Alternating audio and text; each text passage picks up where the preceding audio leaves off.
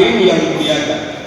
Kajian sejarah adalah upaya memahami sejarah dengan kesetaraan, seperti yang diungkapkan oleh John Dewey dalam Historical Judgment, bahwa sejarah perlu ditulis dengan berbeda pada pandangan sekarang atau kini.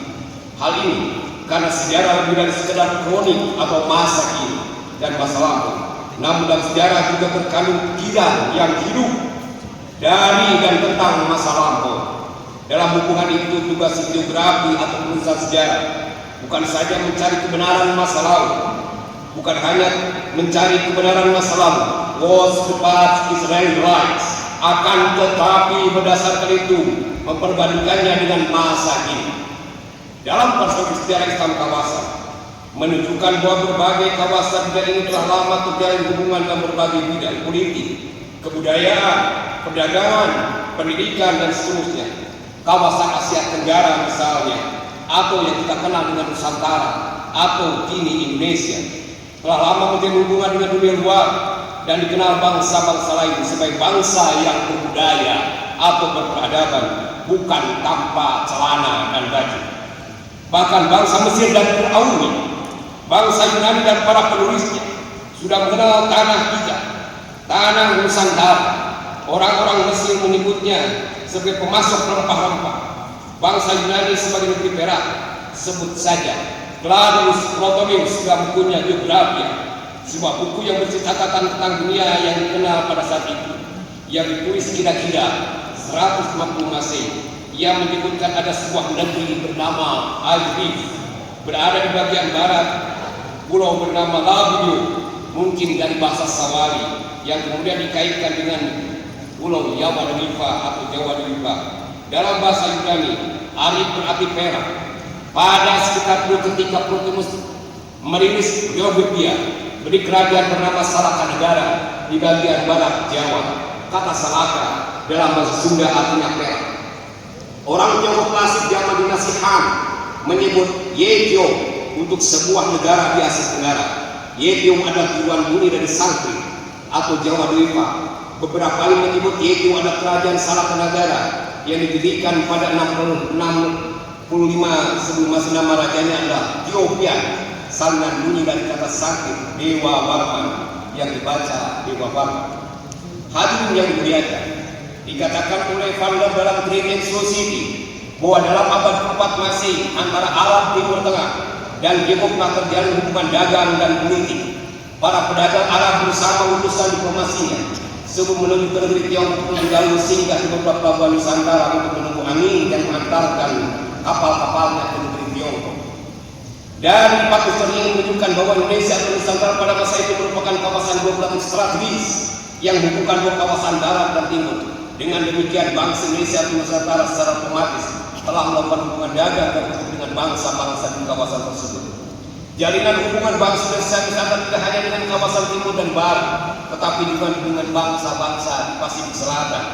Faktanya disebutkan bahwa bangsa-bangsa dari Sulawesi, yaitu adanya fakta-fakta kuburan, fakta-fakta artefak lainnya seperti di Pulau Wensubri dan bekas industri pulang limbah orang-orang Bugis Makassar di bagian utara Australia dan Happy Island. Dalam Australian People and Diversity of Nation is Rival and the Origin disebut bahwa tidak diragukan lagi bahwa bangsa Muslim Makassar merupakan pendatang pertama rombongan dari Belanda dan Inggris. Tidak hanya orang Ambon dan Makassar, orang-orang Maluku yang kita kenal juga telah melakukan hubungan dengan Pasifik Selatan atau Oceania, yaitu pada masa Kesultanan Brunei yang bernama Sultan Shah. Kemudian mendapat gelar Luku. Kata Luku bukan dalam bahasa Maluku, tetapi bahasa kepulauan Luku, yaitu di Pasifik Selatan. Hadirin yang muliakan, pandangan teoritis Islam yang menggambarkan bangsa Nusantara Indonesia, bangsa yang pasif, adalah tidak benar dan tidak tepat.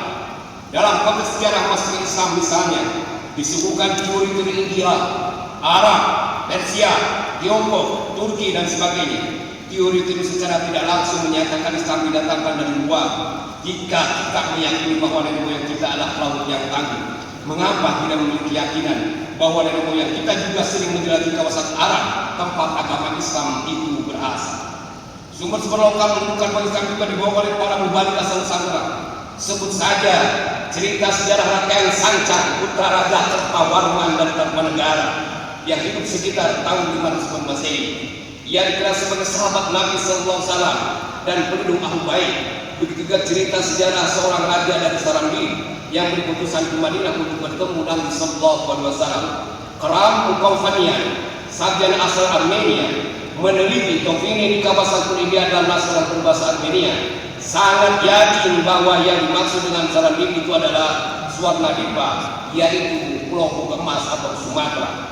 Dia bersekus dalam karya berjudul Classic Shape of Islam from Mesopotamia to Indian Ocean, menuturkan bahwa pada dinasti Abbasiyah di jalan-jalan di kota Basra tidak hanya orang-orang Persia, Arab dan Afrika, tetapi juga ada orang-orang berbahasa Melayu dan Nusantara atau Indonesia hari ini.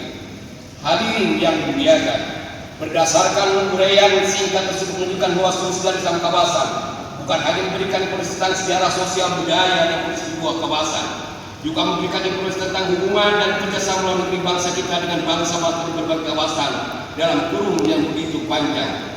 Dengan demikian, studi sejarah Islam kawasan dapat memberikan masukan dan rekomendasi terhadap pemerintah RI dan memperkuat hubungan luar negeri atau kerjasama luar negeri di bidang politik, trading, budaya dan seterusnya. Kerjasama luar negeri dalam politik sejarah dan budaya dapat dilihat dari diplomasi budaya, pertukaran budaya, dan perkembangan hubungan internasional. Diplomasi budaya adalah salah satu instrumen untuk mendukung politik luar negeri, kemampuan dan mempengaruhi audiens mancanegara. Hadirin yang dimuliakan, terdapat beberapa pandangan dan rekomendasi yang kami sampaikan kepada pemerintah RI melalui mimbar yang mulia ini. Pertama, jalinan sejarah dan budaya yang dimulai antara bangsa Nusantara dan rentang waktu yang lama dengan bangsa di kawasan Asia Barat selayaknya menjadikan penjaga Indonesia untuk memperkuat hubungan dagang dan politik dengan negara kawasan tersebut, termasuk peningkatan nilai ekspor Indonesia yang selama ini masih sekitar 3,5%. Menurut pandangan saya, diversifikasi pasar ekspor ke Timur Tengah, Asia, dan Uni Eropa bisa menjadi salah satu solusi untuk menghadapi tarif 30% yang dikenakan oleh Donald Trump dari Amerika Serikat. Kedua, Indonesia memiliki geopolitik yang strategis terletak di persimpangan jalan Samudra Indonesia, Selat Natuna Utara dan Pasifik, menjadikan Indonesia sebagai simbol krusial dalam jaringan hubungan internasional. Ini sudah dibuktikan dalam sejarahnya di masa lalu. Indonesia juga merupakan negara dengan populasi terbesar keempat dunia, memiliki kekuatan ekonomi signifikan. Penduduk Indonesia memiliki potensi untuk menjadi kekuatan tengah dan geopolitik global. Sebagai kekuatan tengah, Indonesia memiliki peluang untuk membawa dampak positif dalam persaingan global antara Amerika Serikat dan Tiongkok. Ketiga, geopolitik kawasan Pasifik Selatan penting karena menjadi kawasan strategis dalam perdagangan, stabilitas global dan pengaruh geopolitik. Sebagai negara kepulauan, Indonesia memiliki kepentingan nasional yang harus dijaga di kawasan ini, terutama dalam menghadapi berbagai tantangan keamanan dan ekonomi. Secara historis dan etnolinguistik, Indonesia memiliki hubungan yang erat dengan negara dari kawasan tersebut. Kawasan Pasifik Selatan secara garis besar dihuni oleh 3 rumpun, yaitu Melanesia, Polinesia, dan Mikronesia. Ketiganya ada di kawasan Indonesia bagian timur. Atas dasar tersebut, tokoh-tokoh adat Indonesia Timur seperti Gusulan Tidore menjadi faktor penting dan terlibat aktif melakukan diplomasi politik dan menghadapi situasi menguatkan kembali isu disintegrasi Papua yang merupakan pendekatan etnolinguistik. Ini akan sangat baik dipakai sebagai cara pendekatan diplomasi NKRI dalam menghadapi situasi politik atau adu domba negara lain. Relasi seperti ini sepenuhnya belum dilakukan. Hadirin yang dimuliakan, sebelum saya mengakhiri pidato ini, izinkan saya mengucapkan rasa syukur pada Allah Subhanahu wa Ta'ala pada guru saya.